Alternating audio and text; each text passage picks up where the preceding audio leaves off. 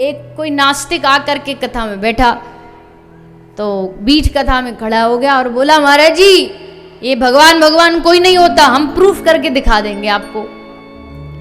महाराज जी बोले दिखाओ भैया। तो उसने कहा जितने भी श्रोता बैठे हैं सब आंख बंद करो। सबने आंख बंद करी।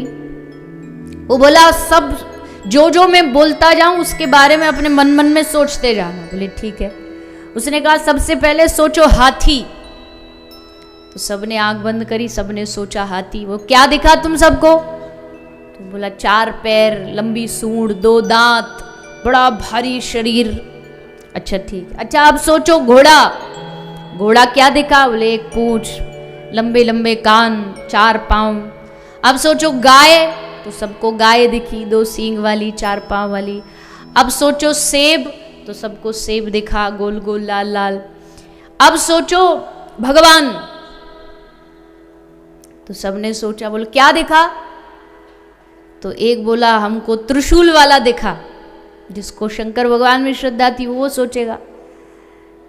किसी को कृष्ण में श्रद्धा थी वो बोला बंशी वाला दिखा। किसी को राम जी में श्रद्धा थी वो बोला धनुष वाला दिखा। किसी को श्याम बाबा में श्रद्धा तो बोले हमको शीश दिखाई दिया।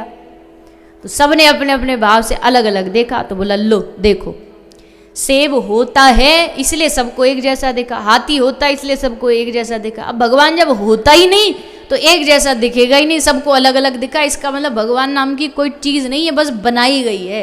ये काल्पनिक है, ये कल्पना से बनाई गई। होती तो सबको एक दिखती। सबने कहा वाह जी वाह, ये तो कोई नया ही चमत्कारिक आदमी आया हमारे बीच में, क्या लॉजिक दिया है। सब एकदम सहमत हो गए उससे।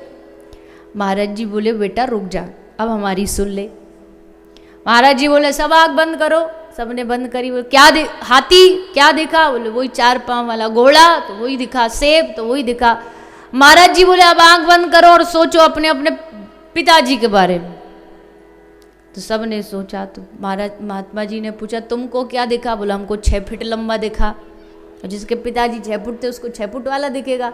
तुमको क्या दिखा? बोला हमको काले काले से दिखे, जो काले थे उनको काले दिखे। तुमको क्या दिखा? बोले 1 आंख वाला दिखा। अब जिसके पिताजी के 1 आंख नहीं तो उसको 1 आंख वाला दिखा। तुमको क्या दिखा? बोला हमको ऐसा दिखा। महात्मा जी ने कहा कि जब दुनिया के पिता का रूप अलग अलग हो सकता है तो भला इस दुनिया के जगत पिता का रूप अलग अलग क्यों नहीं हो सकता? वो भी तो अलग अलग रूप धारण कर सकता है। हर एक के पिताजी एक जैसे थोड़ी होते। किसी की नाक लंबी तो किसी की छोटी। सबके पिताजी का रूप अलग अलग है। तो वैसे ही जगत पिता जो हमारा है, जो सबका पिता है, कोई अगर उसको अलग अलग रूप में देखना चाह रहा है तो इसमें गलत क्या है? जिसको बंशी वाला पसंद है तो बंशी वाले के गुण गाओ, जिसको धनुष वाला भाग्या तो धनुष वाले के गुण गाओ।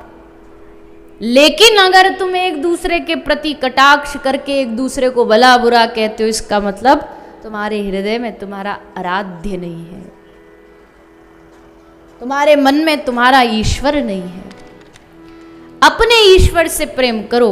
आपके हृदय में जो इष्ट है उनको प्रेम करो, बाकी अपमान किसी का नहीं। सबको प्रणाम, सबको सम्मान।